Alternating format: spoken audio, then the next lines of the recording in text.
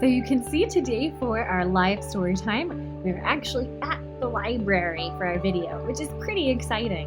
And today I'm reading our storytime book again for our video because I forgot to take it out of gallery view. So today our story time was all about the three little pigs and what to do when you're feeling angry or sad or scared or worried. And our story was the three little yogis and the wolf who lost his breath. So this is a fairy tale to help you feel better. It was written by Susan Verd with pictures by Jay Fleck. So we have the three little yogis and the wolf who lost his breath.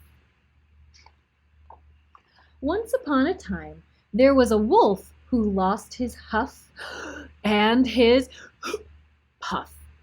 As you might imagine, this was a problem for the wolf, a big, bad problem. You see, sometimes the wolf felt angry, which happens to everyone from time to time, and there were many reasons he felt that way. Sometimes he felt angry when he didn't want to share, when he was having trouble doing something difficult, when he was worried, or when he was hungry. Do you ever get angry when you are hungry? And sometimes he wasn't sure why he was angry. What he did know was that when he was angry, the only thing that seemed to make him feel better was huffing and puffing and blowing things down. He blew down fences and houses and anything that got in his way, causing trouble wherever he went. So how do you think the other animals felt about that? They were not very happy. But the wolf never actually felt much better after huffing and puffing. In fact, when he saw how frightened the rest of the town looked after he blew something down, he felt even worse.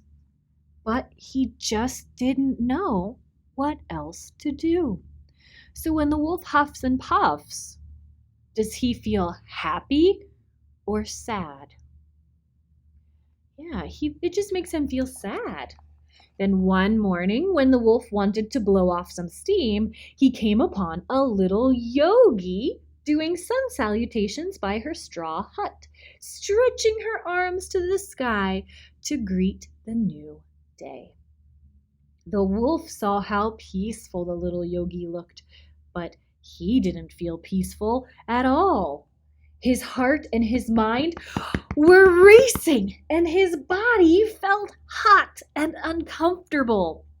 Do you ever feel that way? Oh, how he wanted to huff and puff and blow down the little yogi's hut into a big pile of straw. So the wolf opened his mouth wide and tried to blow. He tried on big things and small things, on heavy things and light things, but nothing happened. Instead, all that came out was a wheeze and a cough. The little yogi heard the wolf wheezing and ran over to help him. She didn't appear to be afraid at all. "Wolf, take a slow, deep breath," the yogi said. I can't," said the breathless wolf. "I lost my huff and puff." "Let's meditate on that," the yogi said. "Maybe you need to practice some belly breathing. Close your eyes and place your paws on your belly. Now breathe in through your snout and feel your belly and your paws rise. Now breathe out and feel your belly and your paws lower. Let's keep going nice and slow. So can you try that? Put your hand on your belly and breathe in through your nose and out through your mouth, and feel your hand go up and down. As the wolf felt his belly rise and fall, his breath became slower and deeper. But just when he started to feel calmer, he remembered he lost his huff and puff, and he started to feel angry again. He jumped up and tried to blow down the yogi's straw hut. No luck. To the wolf's surprise, though, the little yogi didn't run away. Instead, she said, "I have an idea." And she took the wolf by the paw.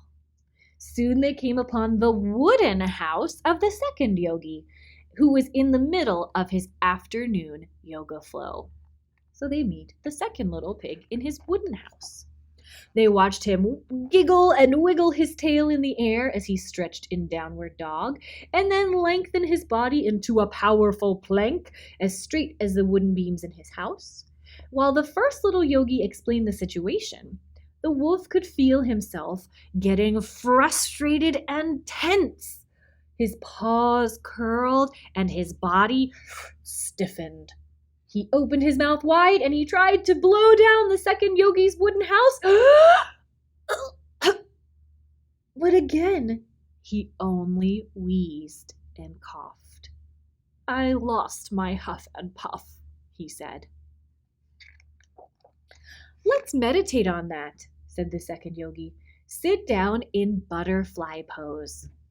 So he showed the wolf how to bend his knees and place the soles of his paws together. Maybe you need to practice some cooling breath. Close your eyes and open your mouth.